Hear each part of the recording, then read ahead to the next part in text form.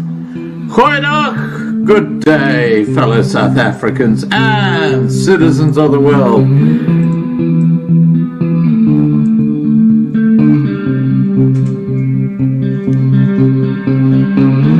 I've been looking around for salvation. I've been looking around for the truth. All around me I see frustration, and I looked all over till I found you. I sit and listen to your stories, and you're telling me, please don't worry. Lot in this world you should know, and love in life is where you should go. If you're looking for somewhere to go, if you're looking for someone to know, if you're looking for someone to guide you, then love in life will guide you.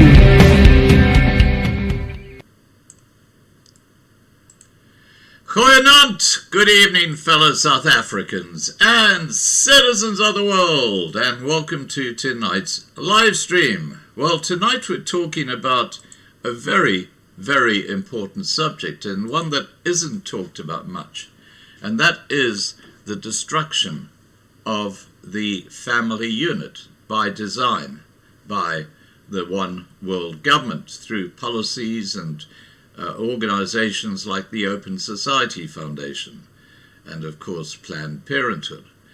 Our guest tonight is Errol Naidoo, and we're going to be talking specifically about how the family unit is being targeted by the spiritual war that is taking place around us. Let me get Errol on. Here we go.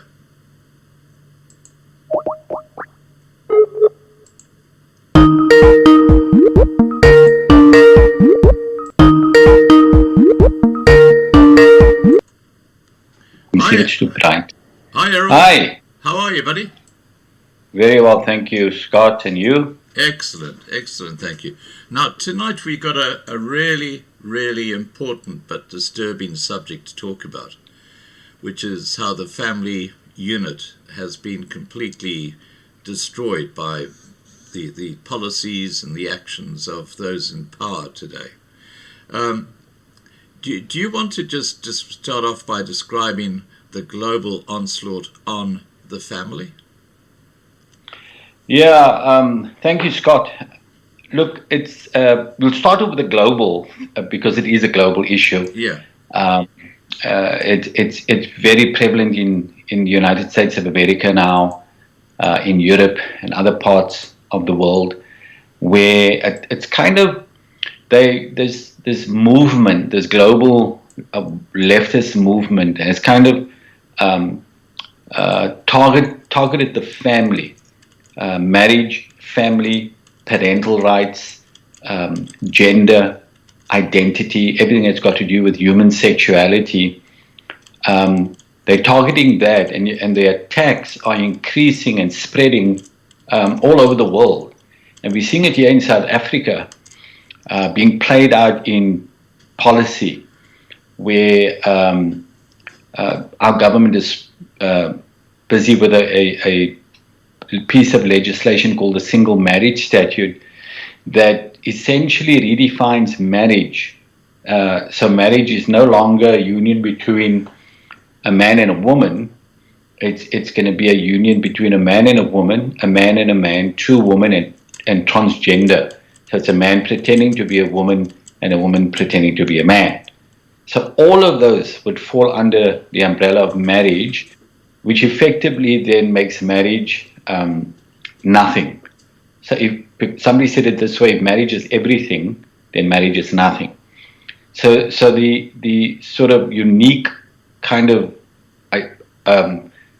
identification of marriage as a union between a man and woman will be abolished in South African law, and so every other kind of union would then become marriage, and so marriage would basically disappear. Nobody would know what marriage is. Now, of course, marriage is an ancient institution that's been around for thousands of years.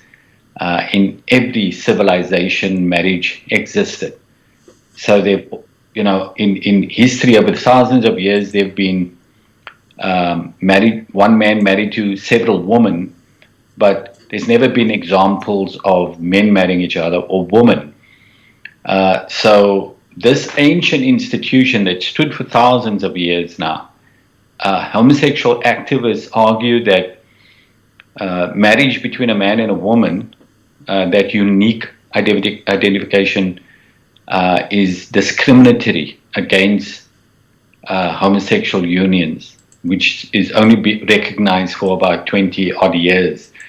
So in other words, an institution that stood for thousands of years is now being demolished because it discriminates against an institution or a sort of made up pretend kind of union that's been around for 20, 22 years, 23 years, and is only recognized by 21 countries. So that is the madness that we're facing. So undermining marriage, which is a bedrock institution of every society. And then, of course, the family, they're redefining the family, what family is, what family consists of. So you can even see these polyamory unions where 3 women, 2 men get married and they form a family, and that is called a marriage.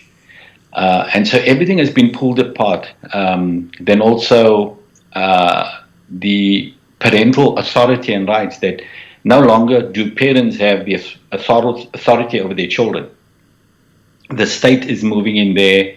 Schools are beginning to move in there and saying, we have the right to educate your children and teach them what we want to without your input or say-so.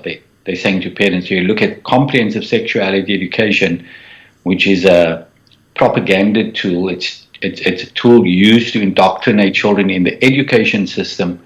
As young as 5 years old? Well, not in the schooling system now, but the aim is to get to younger and younger children, even into preschools, to teach them about same-sex relationships, abortion, and all those kind of things. So, I mean, there's a video going around that was made by some organization that UNESCO, the UN agency, endorsed, that argues that children as young as 5 should have the legal right to sexual pleasure. Children should be able to experience sexual pleasure, and parents cannot interfere in that because it is their legal right. And so this has been pushed by the UN, by UNESCO, and others. And so it's driving a wedge between parents and their children. That's what CSE does. It drives a wedge between children and their parents. And they're saying it is the state's right, it is the school's right, the educator's right to decide what they teach children, and the parents have no say in that.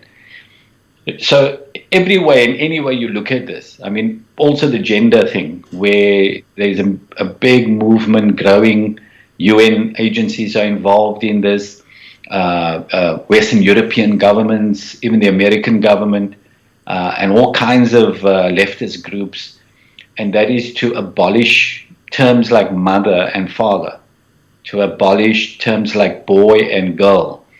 And so there must be these non-binary kind of classifications for people, because as our Minister of Education in South Africa said that they want to put unisex toilets in all the schools, so males and females, and those who identify as male and female, if they're not male and female, can all use safe spaces.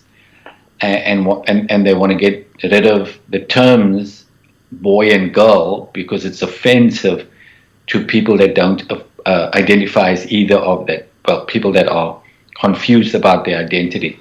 You So know what the I find crazy about that, Errol, is that when they say it's offensive to those people who don't identify, they make up less than 1% of the community. So correct. why is over 99% of the community adapting their entire lives for a tiny, tiny minority? And as you say, there's certain pronouns now that are taboo to use. I mean, it is totally ludicrous, and you can clearly see this is part of the agenda to undermine the family unit. Absolutely.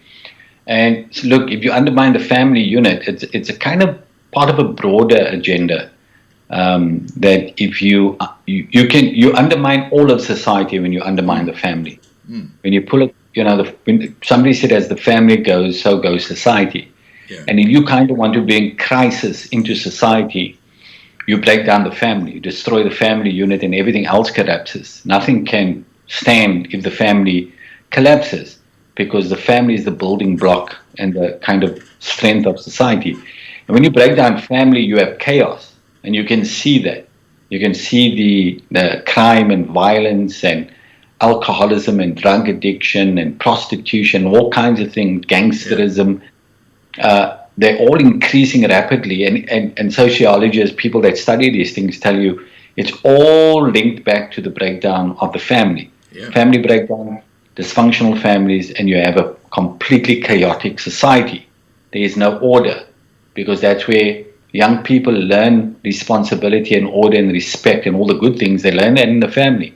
So if you destroy the family and you take the fathers out of the equation, which is the problem, like in South Africa, we have the majority of homes are fatherless. There's more single parent homes where there's an absent father than there are homes with fathers present. So it's an incredible crisis. I don't believe that the situation in this country and many other countries, I don't think it happened by accident. There was a plan to break down and destroy the family unit and bring these kind of chaotic circumstances into society, because the more society breaks down and the more The easier problems, to control. the more problems you have, the more need for government, the larger government becomes. And like, for example, when you see what happened with the lockdowns in the COVID-19 crisis, people gave up their rights and their freedoms. Yeah. Because they were so fearful about this deadly virus that was killing people. When government put more and more restrictions and regulations and took away people's constitutional rights and human rights, people was happy with it, because, hey, we've got to stop this thing. So fear allowed people to voluntarily hand over their rights and their freedoms to government. Government becomes more totalitarian, it becomes more powerful, it moves into the home, it moves into the family, it controls your health, it controls how you spend your money, it controls everything. And that's basically what the aim is to give governments, the United Nations. You heard about this this health mandate thing that the World Health Organization was pushing for. The pandemic treaty. Yeah. So that's a very good example. Where a global institution, not elected by anybody, wants to control the health policies of every single country in the world. And if any country goes against their agenda or their policy, they can be sanctioned by the rest of the world. And unfortunately, by the export imports. I mean, it's totally, it's dictatorial, and it's part of the United Nations, which are run by the Rockefellers, which is the New World Order. That's where it's people going. People when they hear this, they think it's conspiracy theories. They think people are making conspiracy theories. It's fact. Now, now, mate, I've got to say to you that about 4 years ago, I went to a beautiful city called Portland in Oregon, in the USA. And I had a few days there, lovely city. The Antifa guys were there. They were protesting the whole time, causing shit. they represent what we're talking about here, completely broken down people. They're useless. And I saw a report just a couple of days ago where they say when you go into the city of Portland now, it's almost like you're walking into a city of zombies, because the people there are drugged out. They're sort of lying on the side of the pavement, and it's changed. It's transformed in the last 5 years from what used to be a beautiful city to basically a place where if you go into a park, there's zombies all over the place who are spaced out. And the same is happening in San Francisco. The same is happening in Los Angeles. All these left-leaning municipalities and states are becoming completely feral. Whereas if you look at Florida, where you've got DeSantis, and he's very right-wing, you can see there's a completely different moral compass. You know, they're actually keeping the kids in a far better space, and the families. But in places like Los Angeles, in California, it's completely broken down. Yeah. My son is actually in Los Angeles at the moment, and he told me what that place looks like. California being a very beautiful state, but it's incredible to think of what they did with that. All these homeless people walking around like zombies, taking drugs, people dying on the streets, defecating on the streets, shooting up drugs on the streets. Yeah. It is insane. Yeah. And so many people, Californians, are leaving the state because of that and moving to other states. Texas. And yet, Texas huge and Florida. influence in Texas. Yeah, and yet people can't see this. They can't see what they're doing. They're destroying people's lives. They're destroying people, and they're spending billions on all of this and not getting anywhere with it. Just worsening the situation because their ideology is insane. It's an insane, destructive ideology that makes no sense. It bears no, there's no connection to reality. And they can't see this. So you've got to ask yourself, what is happening to these humans? If you and I can see it, if we can work these out and see what is happening, and you can see easily what the solutions are, then why can't they? So then you've got to ask yourself, what's going on here? Well, I can tell you, Errol, I can give you an analogy to what's going on when it comes to the family unit. You look at the security of people in South Africa. When I left there in 1986 and came to Australia, despite the protests by the ANC cadres, South Africa was a country where you could still leave your window open at night and you wouldn't have to fear being attacked. When I went back in 2006 for the first time, that was 20 years later, what I found was a dramatically different country where everybody was fearful. But people living in the country, because of the boiling frog syndrome, hadn't realized how dramatically their lives had been impacted by this corrupt ANC government. So when you look at the family, I think the same thing applies. Yeah. Things are breaking down quite rapidly, actually, and I think so many people are just not taking notice of how many families have become, how many single-parent families there are, the divorce rate, broken families, dysfunctional families, its impact on society. So all of those things, people are just not thinking about it. They're not taking notice of it. Yeah. But it's crumbling all the time. It's deteriorating. Yeah. Now we've got our government wanting to decriminalize the sex industry. They're busy with this legislation at the moment, repealing all the laws that criminalize the buying and selling of sexual services. And this policy is going to make like pimps, brothel owners, crime syndicates will all become legitimate businessmen at the stroke of a pen, and women would be able to be sold freely on the streets and wherever you want. the Justice Department in South Africa, 9-10 years ago, they commissioned the South African Law Reform Commission to do a study on prostitution law reform to find the best possible policy for South Africa, and they did. The Law Reform Commission undertook a 9-year study, comprehensive study. They've interviewed and done research, looked at countries that went this route and what the outcomes were. And their final report recommended against decriminalizing the sex industry in South Africa because of the high levels of poverty, women, unemployment, high levels of sexual violence against women in South Africa. And they said, don't do it. This country would never be able to manage that kind of policy. We don't have the things in place to protect women, or for the police to monitor certain things, because of the sex trafficking that's happening in this country.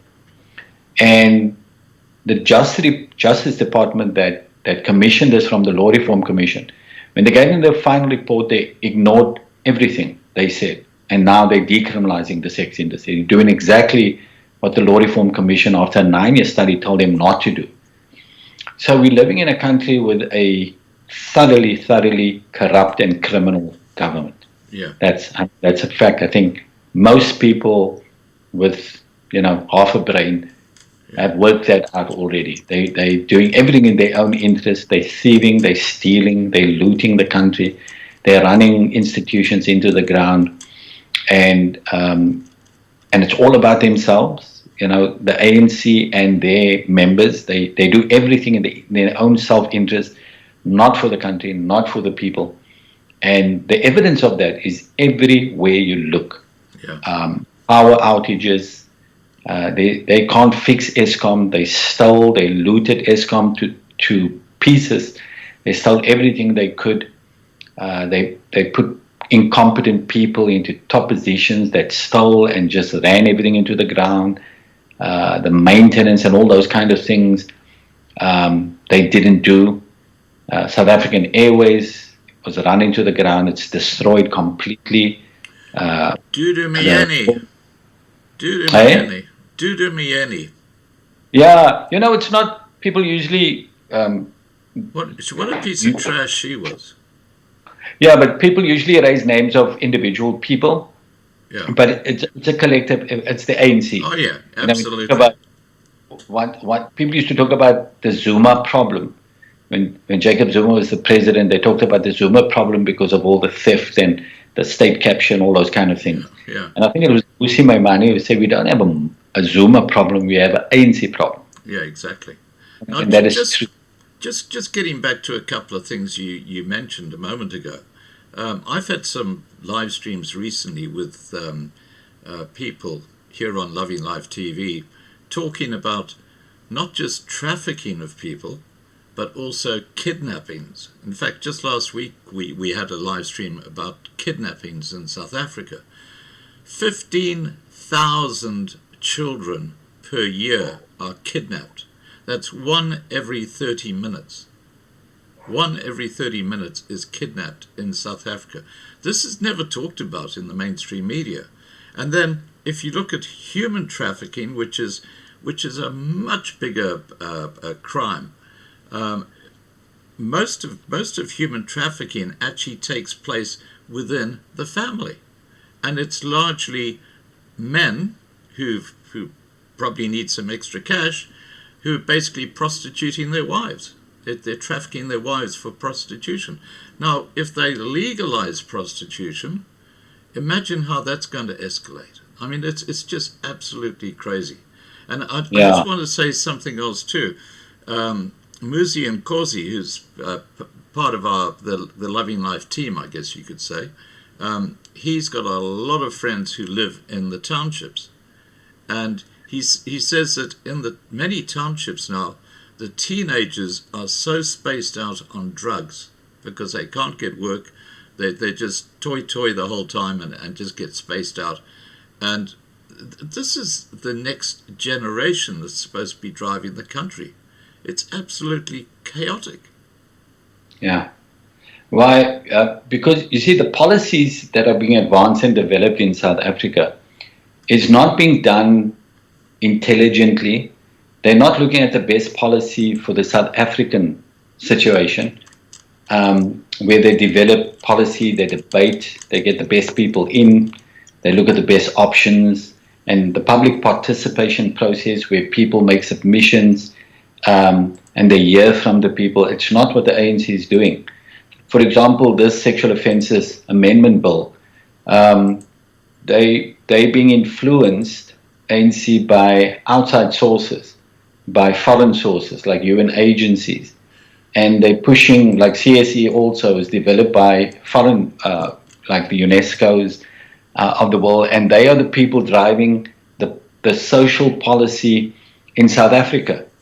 So even the single marriage statute, that push and that pressure came from outside, from UN agencies and Western European governments. Well, I actually think the biggest pressure comes from the Open Society Foundation, George Soros. Yeah, well, that's money. Yeah. George Soros pumps a lot of money into organizations that's linked to his Open Foundation Society. They're pumping money into the whole the money and the people working to push for decriminalized prostitution is mainly from George Soros. He's put the most money into it here in South Africa. And he's been in South Africa since 1970 something. He's everybody been knows embedded it. here for 50 years. Yeah, back to you, sorry. Yeah. So the groups pushing these kind of things and working for these are all funded by George Soros. So if you look at Sweat, the organization Sweat, that's kind of their primary job is to work to get prostitution decriminalized. They are funded by George Soros and mostly foreign organizations like the Bill and Melinda Gates Foundation, Oxfam. So none of it is in this country. CSE comes from outside of South Africa. The ANC government always say we need African solutions for African problems. So one of the problems we have is high rates of teen pregnancies, high rates of abortion amongst teenage girls in the schools, promiscuity, all of those kind of things. Yeah. And so how do they solve that problem? They didn't get a people in this country, they didn't get NGOs together, educators, parent groups, and said, let's find solutions for this. And let's come up with something where we can teach our children in the education system and then in partnership with parents so that we drive down the promiscuity rate, we drive down teenage pregnancies and all of that. UNESCO came in and pushed this comprehensive sexuality education. So it's a completely foreign devised program.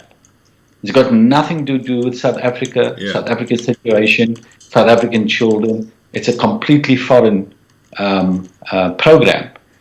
And our government signed on to it without even consulting anybody because there was money behind it. There's a lot of money behind, that we will pay for this in the education system. A lot of pockets being filled as well, I would say. Exactly. And so our government signed on to it and they put it in our schools. Yeah.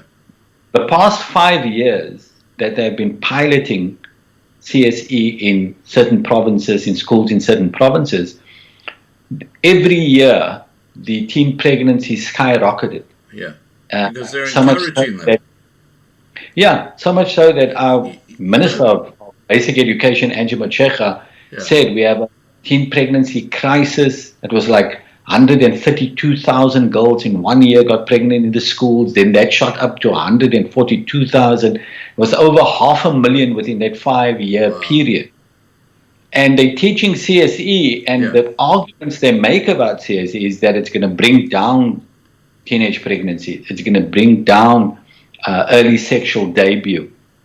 It's going to give them enough information to make informed decisions about their sexuality. That's the argument from UNESCO and from our Department of Education. It had the exact opposite effect. Yeah. Well, they still push. I guess what we're talking about here, Errol, is the elephant in the room. And this is far bigger than ESCOM or the war in Ukraine. What we're talking about here is the very real spiritual war that's taking place in the world today.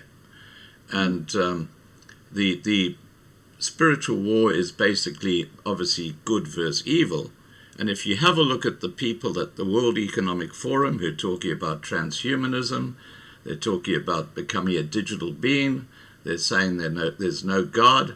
Then you've got people like Soros, who is clearly satanic. You've got people like Henry Kissinger, who's these are evil people. And yet their spawn are people who are young global leaders around the world, like Jacinda Ardern, Justine Trudeau in Canada, Macron in France, even Rishi Sunak in the Prime Minister of the UK. His father-in-law is one of the big sponsors of the World Economic Forum. They're all roads lead to Rome. Then you've got CERN. I mean, there's so much evidence that there's a huge spiritual war taking place right now. And one of the key elements here is to target the family. So, having said that, why is faith, family, and religious freedom targeted?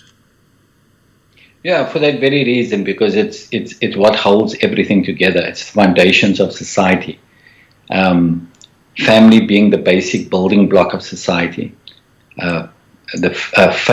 Faith in Jesus Christ, Christianity, it's always brought people together, and it always overcame evil and totalitarian governments, wicked schemes. So when people have faith in God and faith in their family, love their family, it's very difficult to control and manipulate those kind of people. And so that's what they're doing. They're attacking people's faith, their families, breaking down and dismantling the family structure. And secondly, taking away people's freedoms. And religious freedom being a key freedom that is now being undermined, freedom of speech. In South Africa, they're going to be passing a law called the Hate Crimes and Hate Speech Bill. And that is basically criminalizing certain scriptures that condemn homosexuality, lesbianism, those kind of things. So it would be considered hate speech if you said the Bible says that homosexuality is a sin. If you said that would be hate speech, and you would be prosecuted for hate crime, because homosexual activists argue that anybody preaching that from the Bible promotes hatred against homosexuals, and people rush out in the street and start killing people, homosexuals and lesbians, because you're preaching that it's a sin. I don't know what happens when we preach that adultery is a sin. They don't tell you if people rush out and start killing people that's involved in illicit relationships. But this is the stupid argument. They don't have a shred of evidence to back that up. Nevertheless, our government is pushing these laws that will severely restrict religious freedoms and speech. Even the media is afraid of this bill. It's really draconian, because it's really based on offending people, hurting people's feelings, and if people's feelings are hurt, they can then get legal help to prosecute the person, drag them to court if they said something that hurt their feelings. And so people would be, pretty much afraid to say anything about anything, even in the media, because this would just cause people to prosecute each other. It's crazy. The courts would be clogged up with people suing each other for saying one or other thing because they hurt their feelings. So the law is insane. It's not based on any rationality. Yeah. But again, the whole leftist ideology is based on, it's irrational, right? And so they're pushing things, and they're trying to silence people. They're trying to silence people speaking their mind, they're debating things. They're just trying to shut down people because they don't have a legitimate argument. They don't have a valid argument. So if you don't have a valid argument, you can't argue a point and win it on merit, on just rational thought and making good points, then you shut the other side down. Yeah. You just silence people. You can't speak then. So that's what's happening. I want to tell you what's even more disturbing to me, Errol, and you know, in particular, let's take as an example the censorship that they're talking about. It's not just happening in South Africa. Right now, in Queensland, the police are investigating me because I'm speaking out about COVID-19, and I'm expecting a knock on the door any day now, and I don't give a damn. In fact, I tell you what the Queensland Police Service can do. They can go and pog my horn, okay? Because it's not just South Africa. It's happening in Canada. Canada, they're bringing in restrictions now on free speech at this time. The UK, exactly the same, bringing in restrictions. So it's clearly there's someone who basically has the contact of all the top politicians around the world who's actually dictating when they do something. And right now, it's to shut people up. In fact, at Davos last week, one of the big issues they discussed was how do we stop alternative media talking about things that are taboo, like, for example, the COVID vax. How do we shut them up, because they're causing trouble for our agenda, and now all of a sudden you have all these laws across the world coming out threatening people who dare speak out. Don't you think that's a bit concerning, that clearly it's not your government making the policy, it's actually someone who's influencing your government?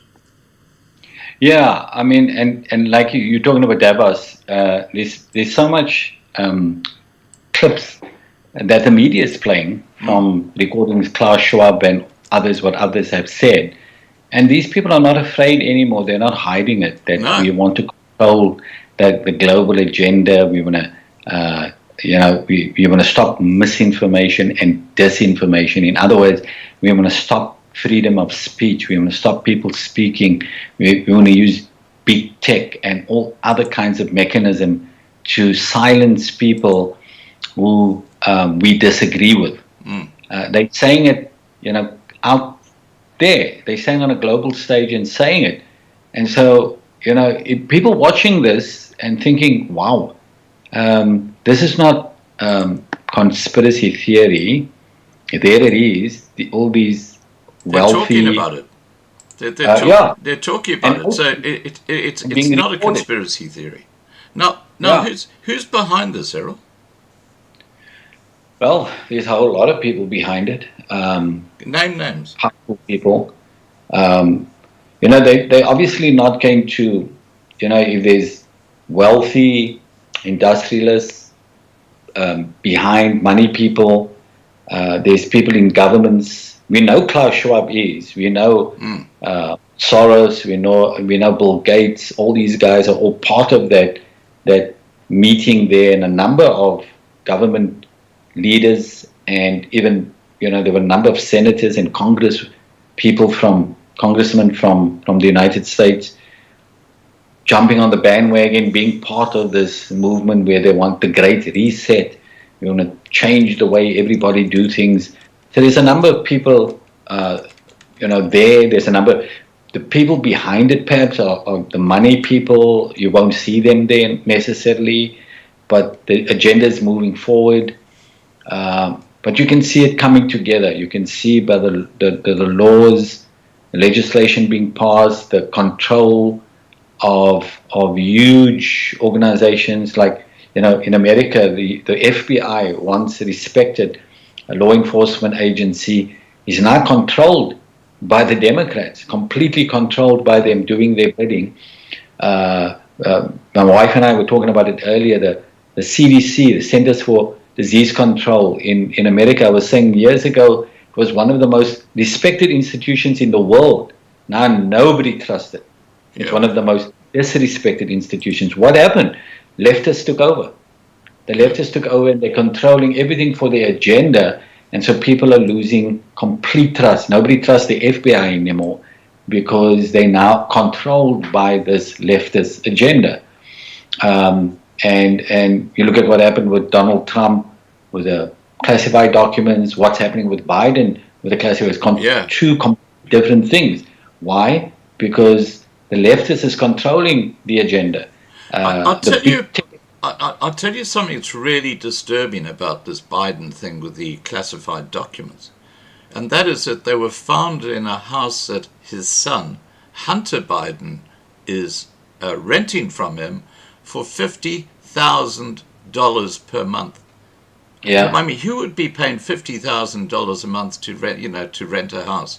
That's what Hunter Biden is paying Joe Biden. Now, clearly, yeah, there's something else involved there, and these classified documents that they found. I mean, Hunter Biden is so closely tied up with the Chinese, and also, of course, with Ukraine, which is interesting. Um, that you've got to understand that at a global level, these top politicians are so corrupt. They just, to them, human life is just collateral damage. As long as they're making big bucks, they don't give a stuff. And I yeah, just wonder how someone like Joe Biden, in the first place, becomes president of the USA. Because, he's got dementia and he can hardly string two words together, and yet he's running the free world. It's crazy. It's illogical. yeah. Yeah, if you look at the campaign that Donald Trump ran and the one that Biden had, mostly sitting in his basement, Mm.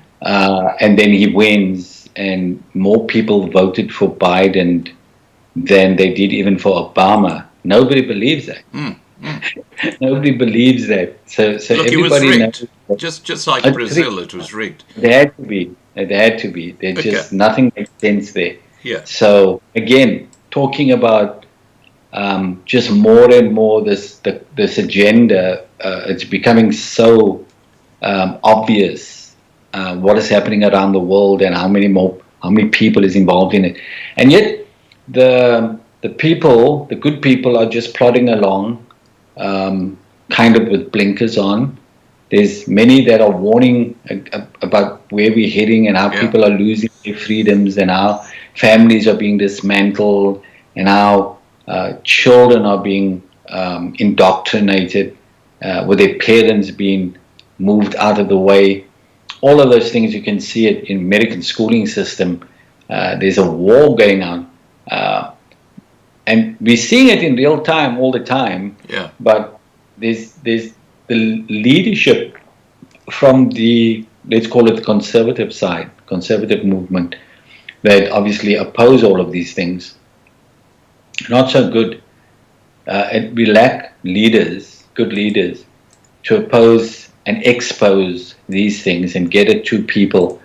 I mean, liberal mainstream media are totally on the Democrat side in America and on the leftist side, and so they controlled by this agenda. So to get kind of honest information out, it's almost impossible. And of course, the big tech, Facebook, and okay, now Elon Musk has bought out Twitter and he's releasing all the information of all the skullduggery and the deception and the lies. But what is coming out of Twitter tells you what Google and Facebook and all these big tech companies, what they're doing, because that's when Twitter was part of it.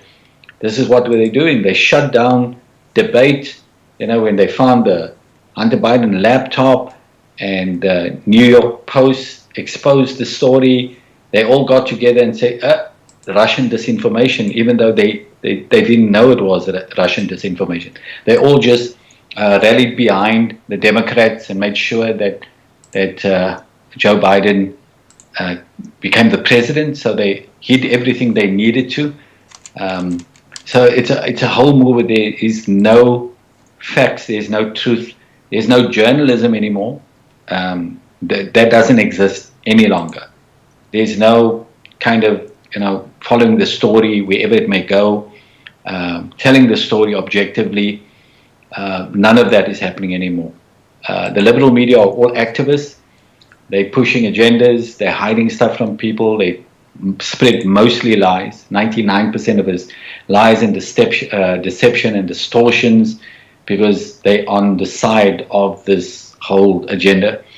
So there's a few independent media organizations that is telling the other side of the story, but they're too few. If you look at the major news networks in the world, they're all on the side of the leftist agenda. And so people are not getting the truth, and they can't, understand what's happening around them. They don't know what to believe because they lie to all the time. Truth is censored, heavily censored, and so they're not. And so that's it. That's the time we're living in. How this is going to change, I don't know, unless Elon Musk buys out all of the big tech and frees it up and get information to people. It's just getting darker and darker, and you can see the effects on that on society, because people just don't know what's going on, and it's everywhere. It's in education, and it's in the health sector, it's in politics, it's in business, it's in the banking sector, it's everywhere. Yeah. Now, look, I just want to say that when it comes to Twitter, I read an article just a couple of days ago where the European Union are now threatening to basically outlaw Twitter in Europe, because they're allowing things to be said that are upsetting European Union politicians who aren't even elected. They're bureaucrats. And here they are basically saying, because Twitter is now talking about stuff that we don't like, we're going to now basically block it. I mean, it's absolutely crazy. People don't realize what's going on behind the scenes. And Project Veritas are currently taking the BBC, can you believe it, the British Broadcasting Corporation, to court in Texas over an illegal association they formed with Reuters and AAP, the two big guys in the media. And Reuters, by the way, is owned by the Rockefellers. But they formed this illegal association, which would mean that they would all tell the same story. No one would go out of the narrative which was agreed by the big boys. And of course, we're talking again about the New World Order, which is why on your news at night you might hear about the car accident, but you don't hear about real news. What you hear is what they dish up because they're covering up. And this is where Project Veritas is now taking, as I said, the BBC, the famous BBC, the British government's top media outlet, through the courts for collusion with other large media houses in basically manipulating what news we see. It is extraordinary what is going on in the world today. So Absolutely. Let's get back to South Africa. How is the South African government involved in this? In fact, I wonder if they even know what the hell is going on, because their IQ is lower than my pot plant in my kitchen, and collectively. So I don't see how they really have a handle of what's happening. I'll tell you how they are involved. It's that they easily control anybody that comes in with money. They can offer big money, can control this government. So that's how they involve. Like the ANC is linked to the Chinese Communist Party.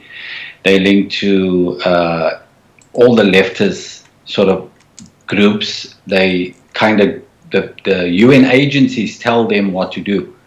The World Health Organization controlled all the health policies during the COVID lockdown. They just followed what the WHO told them and did whatever they needed to. I mean, when the World Health Organization had this vote on that global health treaty, Ramaphosa is one of the people that spoke up for it and argued for it and encouraged other governments to sign on to it.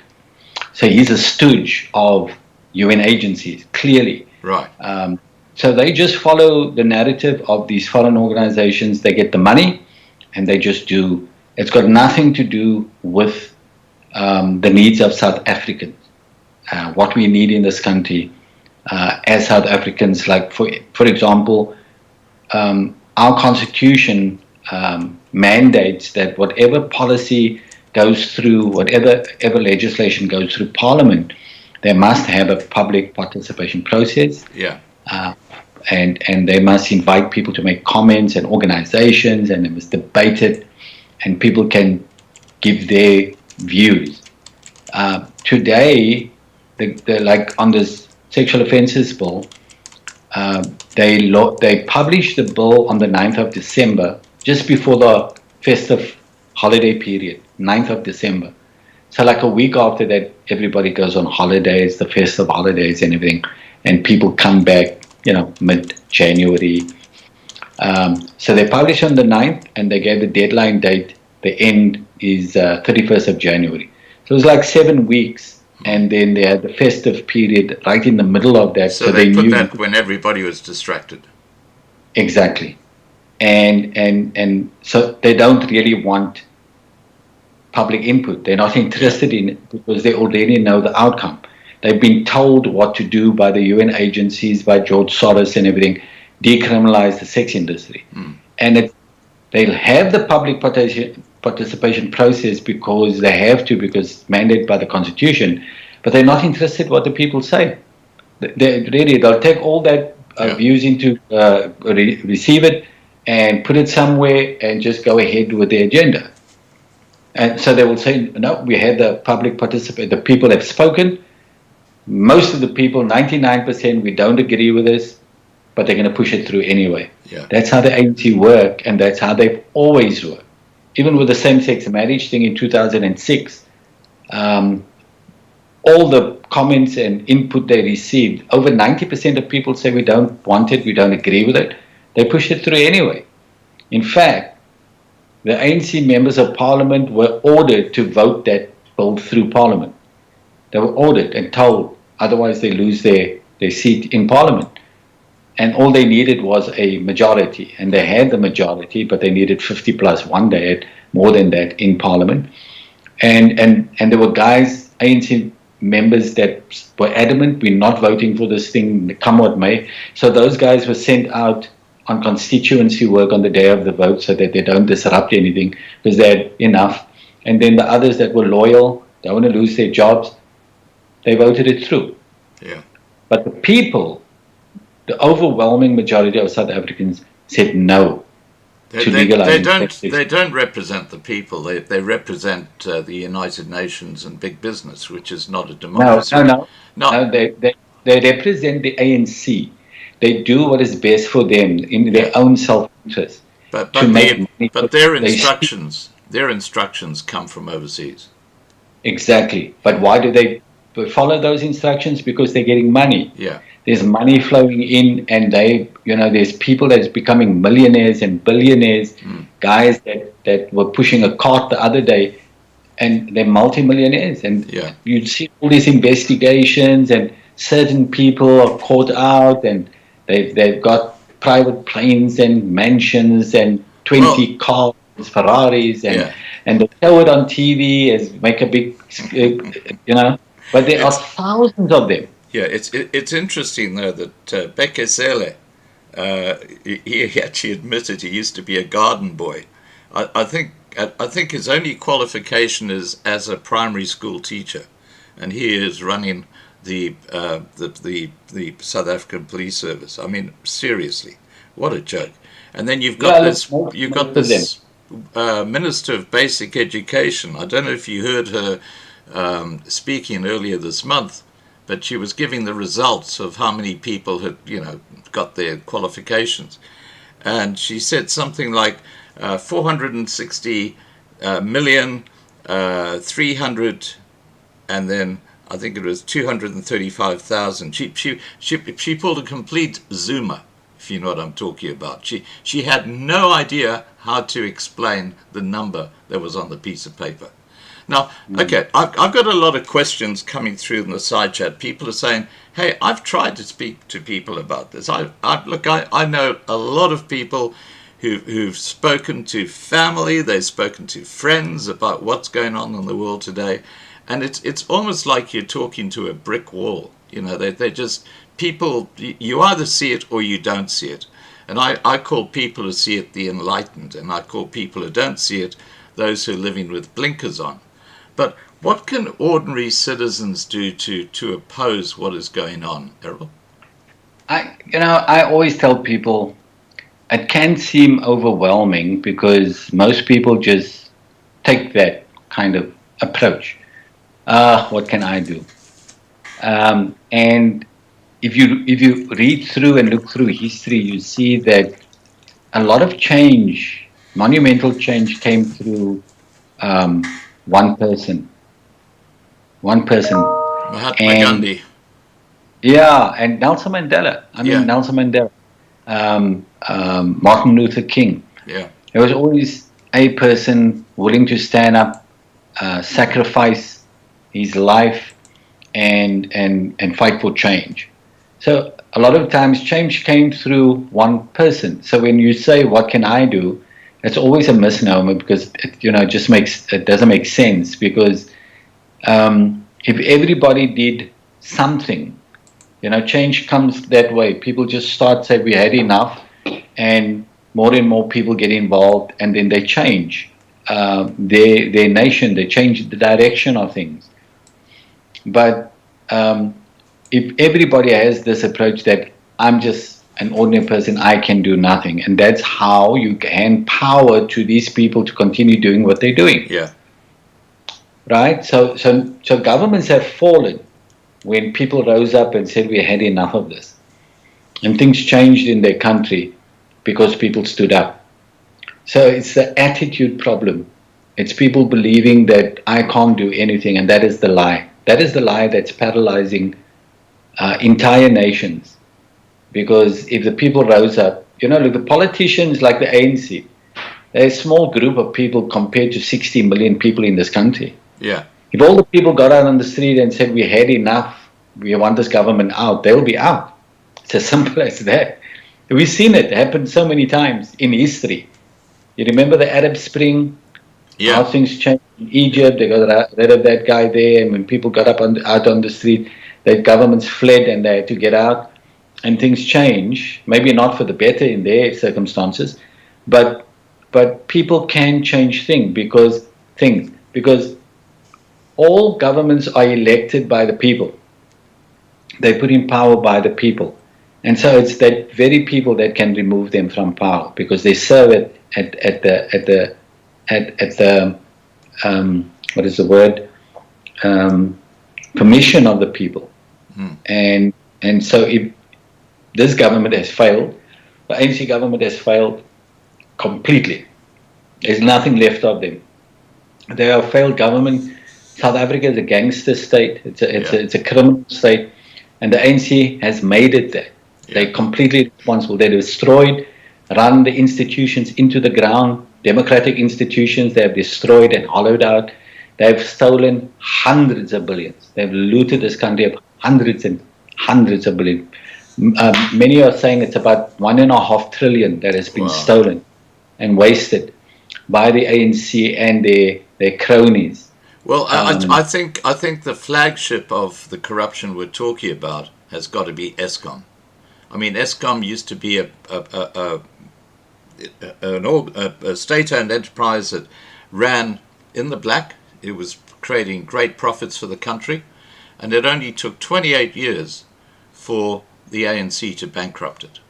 I mean, less than 28 years. And the corruption that's going on, they've got syndicates working in these at these plants who are actually sabotaging Eskom, because then their mates who pay them like a commission get the contract through black economic empowerment to go and fix it at inflated prices, so it's win-win for everybody but those who are electricity consumers.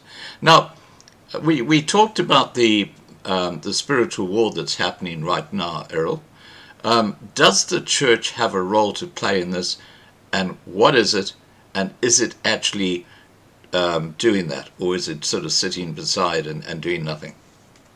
Yeah, the church tragically is silent, too silent, on all of what is happening around us. People ask me that. That's the single most common question I get asked is, where's the church? What is the church doing? And the reason people ask that is, during the years of apartheid, the church was very vocal. Oh, yes, it was.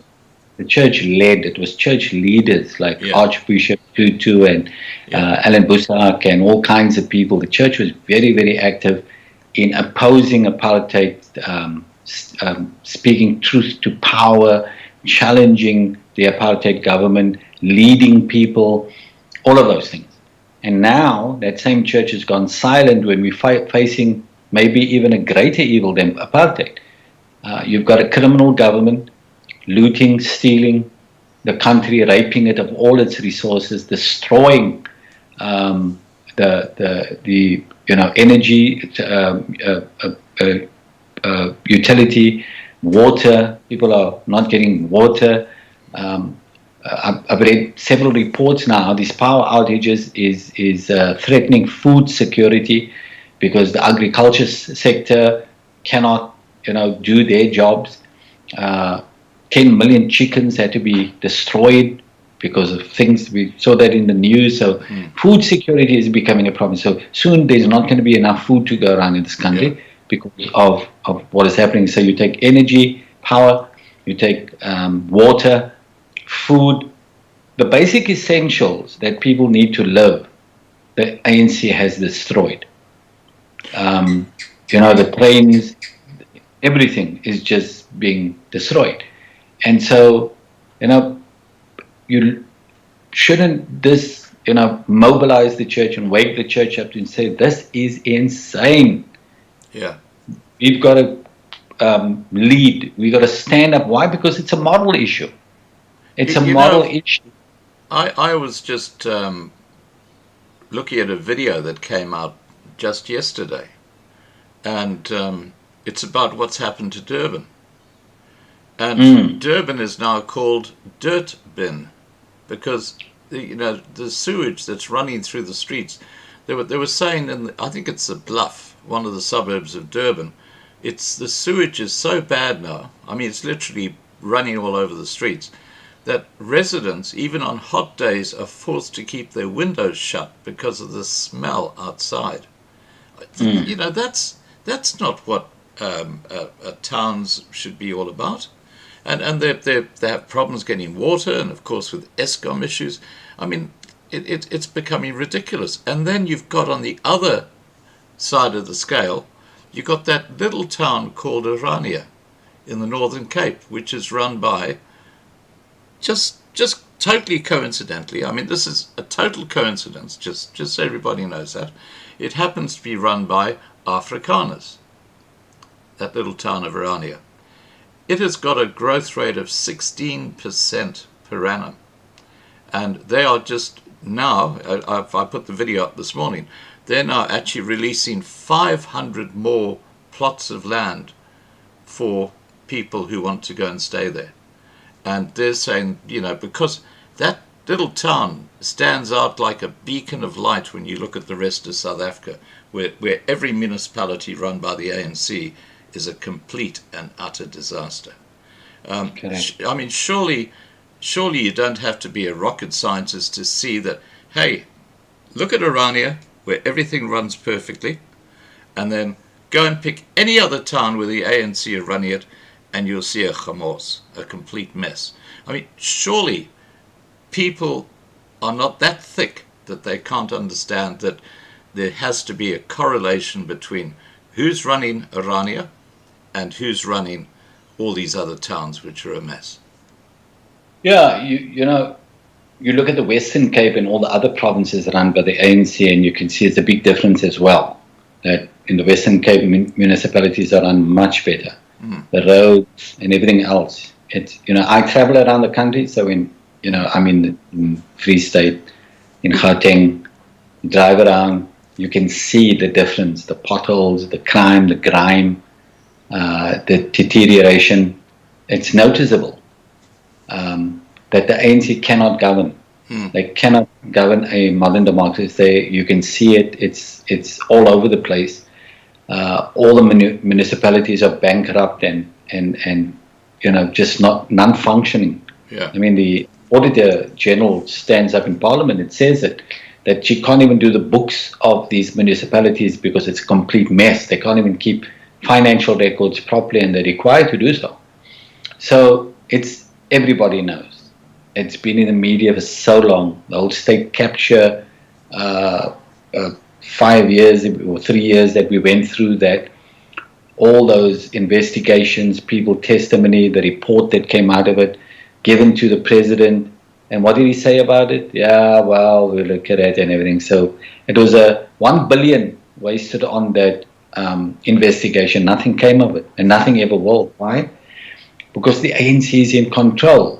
And they're not going to, the recommendations made in that state capture report, they're not going to do that. I mean, at the ANC's elective conference in December last month, the media was reporting that the people elected to the National Executive Committee, the NEC, which is the highest decision-making body of the ANC, the people were shocked that they elected on there people involved in criminality, people investigated, implicated in murder, in fraud, theft, money laundering, racketeering, gender-based violence. All of those people, they're all elected onto the NEC, the highest decision-making body. So they called it the Rogues Gallery. Yeah. Now Ramaphosa is standing up and saying, we're committed to fighting corruption, but we've just elected a bunch of criminals onto our highest decision-making body for the entire country to see. So what does that tell you? It tells you that the ANC don't care. They just don't care because they know it's going to be reported, the kind of people they have in their organization. Everybody knows about it. And because they say the majority of people in the country is going to vote for them. Because, they go out, when it comes election time, they're going to go out and they tell the people, if you don't vote with the ANC, your ancestors is going to be very angry with you and bad things will happen to you and that kind of thing. So they use fear, manipulation, all kinds of evil, wicked methodology to get people, keep them in power so they can rob the country. They can loot the country of its resources and destroy it. So that 60 million people is going to suffer in a country. So you can see what the ANC is. It is a very wicked criminal organization in power to enrich themselves and their cronies, and they don't give a damn about anybody else. Yeah. And the only people that can remove them, so if the church woke up and began speaking out about these evils like it did during apartheid, the truth about what's happening in our nation, and start telling people to stand up and defend their families and to vote the ANC out, get them out of power because they're criminals and they're going to destroy this country. They are destroying this country. And I mean, the evidence is all around. It's not a hard sell. It's the easiest thing to show people what is happening in the country. But you need leaders, moral leaders, courageous leaders, people that expect to stand up and speak to the people like they did during the apartheid years, and grow a movement and vote out the ANC. And it doesn't matter who they vote. Who takes it. Could be multi-party democracy where 3-4 opposition small parties together form a coalition government. It's better than the ANC. Yeah. But because the ANC had the majority of power in Parliament, it went to their head. Somebody said with power corrupts, and absolute power corrupts absolutely. And you can see that in the ANC. Yeah. They are completely and totally corrupt, wicked, evil. They got no shame. They got no morals. They got no nothing. They are just stealing everything that they can steal. They will steal. Yeah. And when they look around, they see all the poverty, the people struggling, malnutrition, all of these things. They don't care. They couldn't care. If you see these You guys. know what I find extraordinary, Errol, is that you mentioned the Zondo Commission, and I think there's one person who's been charged as a result of the Zondo Commission, and that is a white fellow by the name of Angelo Agrisi, who was like the chief financial officer at Bosasa, and they were the ones who were supplying all the bribes to these ministers. When Angelo came out and spilt the beans about who was doing what, he was arrested. Not one of those people who he named and outed has been charged yet. I mean, that just sums up how corrupt the system is. Now, okay, I'm going to wrap up this live stream shortly, but before we do, let's get back to the family situation. We were talking about that earlier, about how it's been basically destroyed by the policies of the New World Order, which are deliberate policies to do exactly that, by undermining society. Now, have there been any successful strategies to combat the agenda of the New World Order when it comes to destroying families? Well, look, there's been a number of efforts and initiatives. Firstly, to expose and help people understand what is going on. Because the more people understand, have accurate information, the more people can get involved in opposing it. But a large part of the agenda is to keep people in the dark. That's censorship, the media not reporting things, big tech censoring, so people don't know. And so a lot of I think the effort is in getting people information. Look what's happening when Elon Musk bought Twitter and started releasing all those Twitter files. Yeah. And it shocked the entire world to see what actually happened. And so you need more efforts like that. And you need more organizations and people to get information to people so that people understand and know what's going on. So there have been small successes when people stand up and stand together. That's the only time. And one of the things the ANC uses effectively, and a lot of other evil groups, is use race to divide. The race card. Yeah, the race card. So the blacks, the whites are against the whites as racists, and against the blacks, and the Indians is against the this, and the coloreds are. So keep everybody divided. The apartheid government did it very effectively, and I think the ANC learned well from them. Yeah. But again, coming to the church, if the church led moral leadership and called people together and tell people, don't be fooled and deceived by these evil thieves and robbers. Stand together as South Africans. Forget about the black and the white, the colored, the Indian, all those kind of things. That won't help you. You're all South Africans. You all have a stake in this country, because if this country fails, you all fail. If the ship goes down, you all go down with the ship. Whether you're white, black, colored, Indian is not going to help you. So remember, you're all South Africans, and you all should fight for the survival of this country. Stand together and fight if you want to see a better South Africa.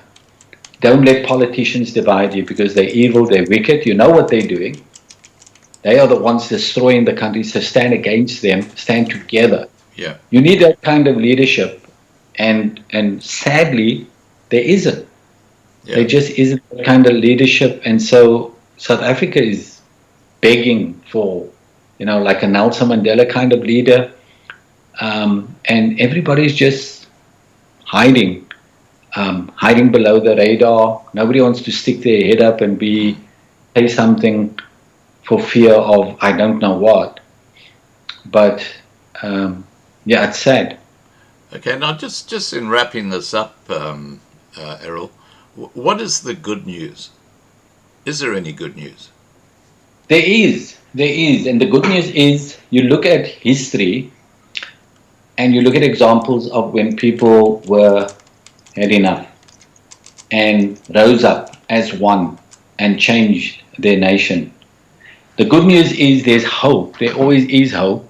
And the good news is that there's still the church, when the church finally decides to fulfill its mandate to be salt and light to society, to lead. The good news is you look at not so far back, 28, 30 years ago, when this country was in serious trouble, heading for civil war, that leaders rose up and they changed the destiny of South Africa. That's the good news. And then people, just good people standing up and say, we're taking our nation back. So if we did it in 1994, it means we can do it again. Because there's more good people in this country than there are evil, wicked people. So the good news is there is hope, there's always hope, but we need the silent majority to stop being the silent majority, but to be the vocal majority, to speak up. We need the church to rise up. We need civil society leaders, religious leaders to stand together. Forget about, even religious differences, racial, all of those things. They're all irrelevant. If your country is dying, if it's burning, debating and between yourselves about how different we are, it's about the stupidest thing you can be doing. So it's a time to join hands, stand together, and to rescue South Africa. South Africa is going off a cliff. I mean, everybody knows that. Yeah. You read about it in the media all the time. It's not hyperbole. It's not exaggeration. It's none of those things. It's real. The lights is going out. There's businesses and huge industries failing. The economy is fragile and could collapse any moment. And the thieving has not stopped. It's still, the state capture is still going on, regardless of what Ramaphosa is saying. So it's time for good people to stand together. So that quote from Edmund Burke, all that is necessary for evil to prosper is good people do nothing. Yeah. But what happens when good people do something? When good people stand up and say, we've had enough, we're taking our country back. Well, great things happen. And we've seen that in 1994. How South Africa was rescued from civil war when people stood together and say, we want a better nation. And we birthed a better nation in 1994. And for a few years under Mandela, there was a lot of good happening in this country. And then, of course, the ANC started being the ANC, I would imagine, and now destroying the country. But if we save this country, rescue this country in 1994 from certain disaster, then we can do it again. And so that's the good news. Right. Well, I was speaking to someone last week, and they were saying that when Eskom fails, and I believe it will fail this year, there's going to be total anarchy in South Africa. And he was saying that what he believes is going to happen is that they're going to be like islands in the sun, places like Orania, where the community just safeguard their own position. And you'll probably have like one in the Western Cape, you'll have Orania, and they will then form like a loose coalition. That this is without a government in South Africa. I'm talking about when it's chaotic. And then you will actually have, slowly but surely, the establishment of new states, like, for example, the Western Cape, outside the old, failed ANC government. And if that happens, it could be a blessing in disguise. It could be a silver lining, because those governments won't be corrupted by the World Economic Forum. They won't be corrupted by the United Nations. And if they stick to looking after the people, as opposed to doing the bidding of these outside organizations, it could be a huge step forward for South Africa.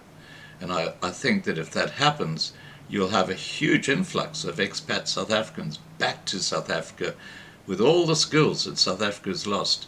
And that could be hugely beneficial for the country.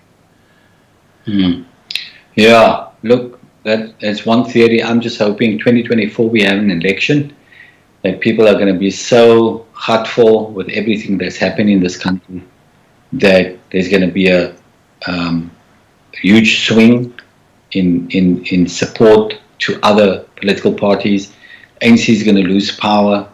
We'll have a multi-party democracy that will do a lot better. Expats will come back. They will fix ESCOM, because clearly the ANC cannot. They don't have the capability, the capacity, or the intelligence to do it.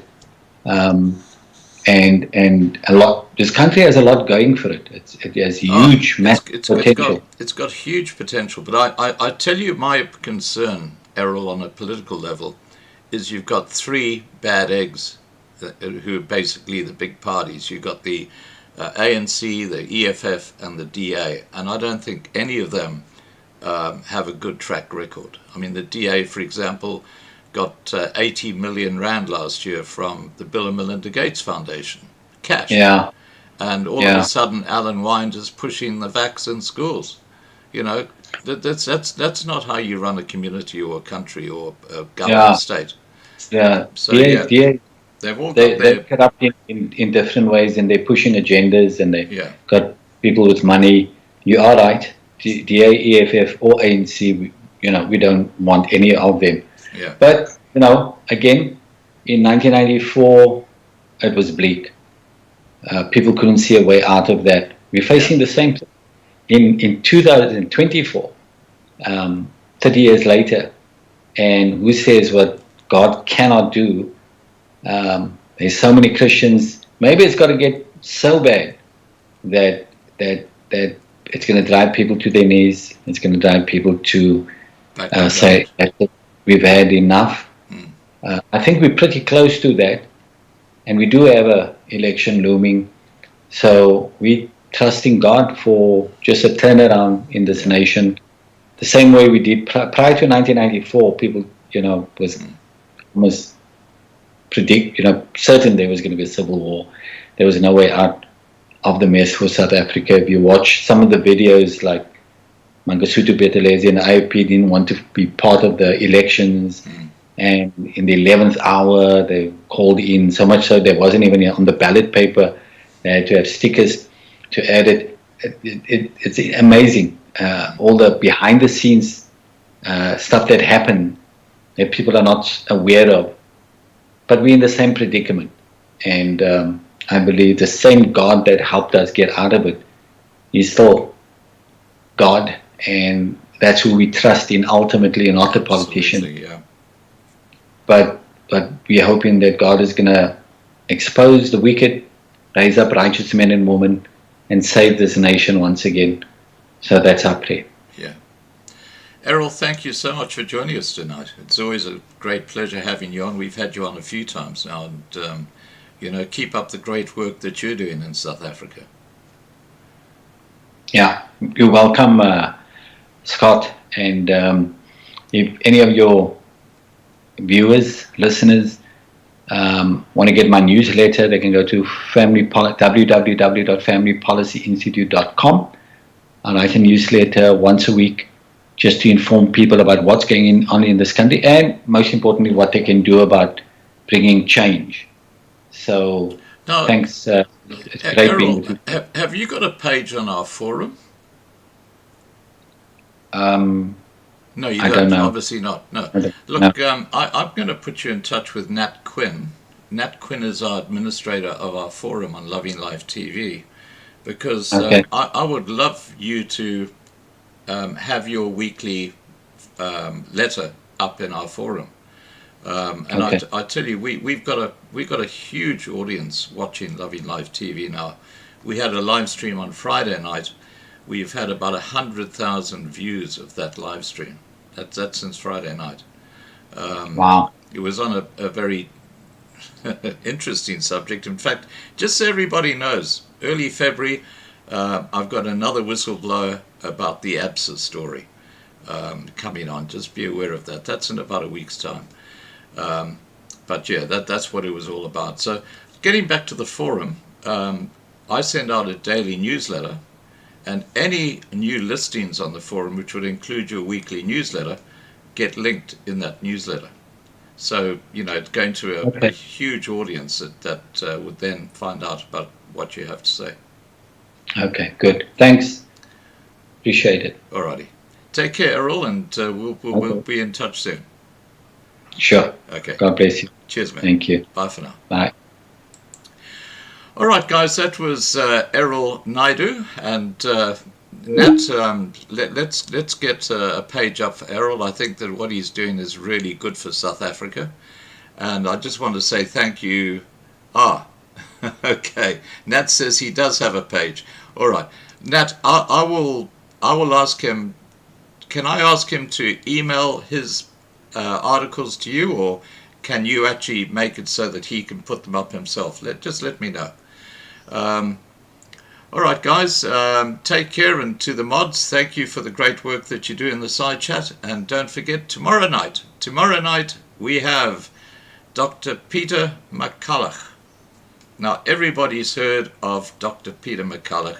He's the guy who's been blowing the whistle on, well, what's happened in the last few years. And like tonight's live stream, we can probably leave on YouTube because we were fairly careful.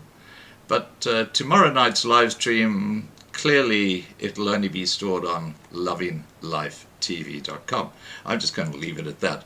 All right, guys, I'm going to go out with, now, if you would like to hear Hier Bly Ek Boer, put 1 in the side chat. If you'd like to hear Op Ons Rots, please put 2 in the side chat, and we'll just take a democratic vote on what people say.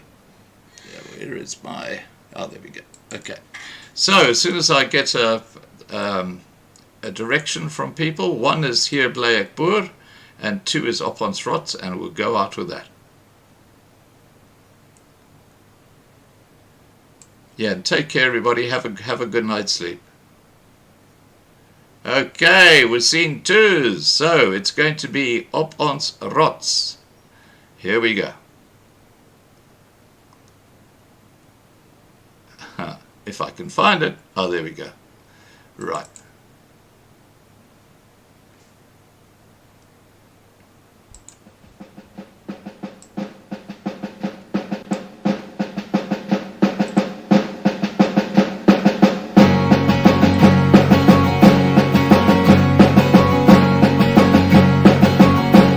Ons loop hand aan hand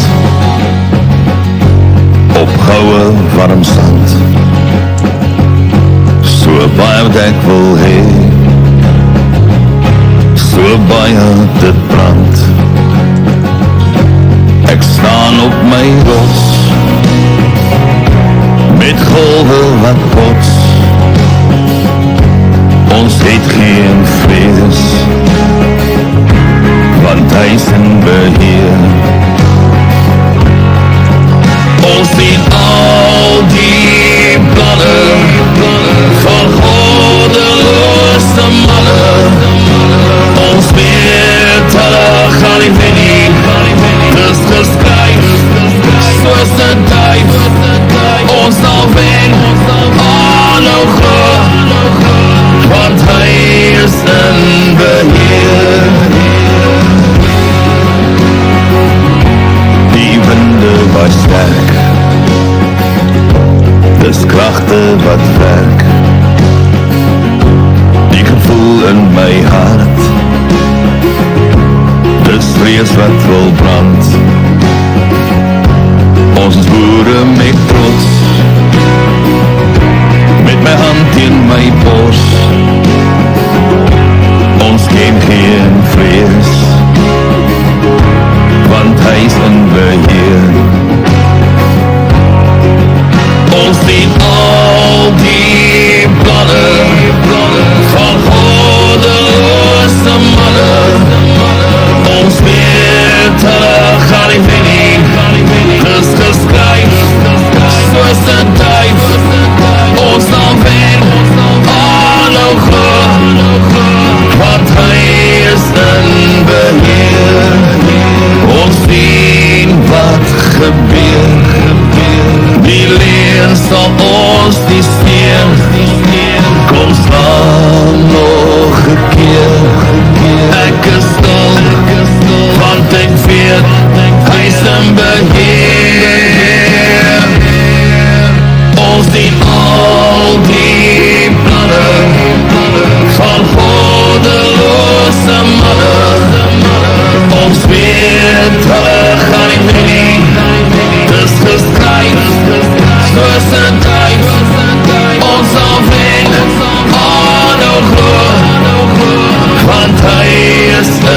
over here. Ons die